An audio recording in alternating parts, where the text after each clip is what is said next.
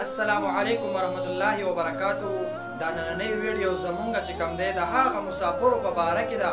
کوم مسافر چې دغه شان هلته ناست دي او نوکرۍ ورته نه میلاویږي. اوس بله ورځ او پرون چې کوم دی ما سره ملګرو رابطه وکړه چې زمونږ کم از کم 15 میاشتې وشوې چې مونږ ته روزګار نه میلاویږي او دغه شان په دیرو کې ناست یو.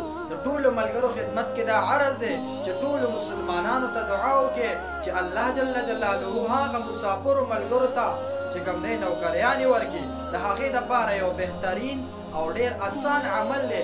انشاءالله کله چې ته دا عمل وکړي الله جل جلاله به تا ته لازمي نوکري درکوي او چې کله هغه کفیل دی که هر څوک دی هلته د هغه ځي به څه مشر وي چې هغه تا ته وګوري تا ته به انشاءالله نوکري درکوي.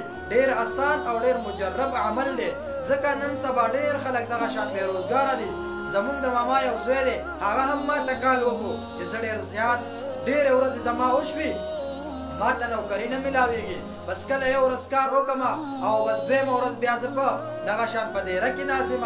ډېر ملګري دغه شان دي نور هم زمونږ سره بېګا مونږ سره څو کسانو رابطه وکړه.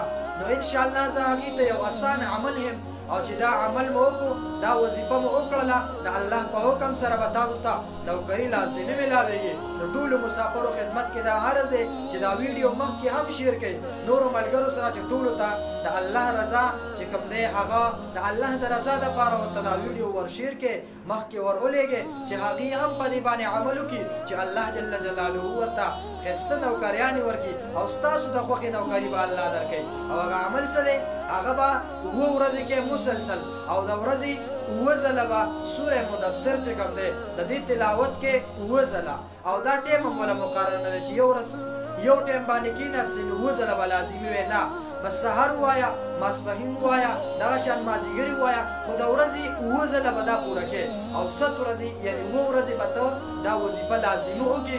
انشاءالله په 7 ورځو کې دننه به تا ته الله جل جلاله چې کوم دی نوکري درکړي.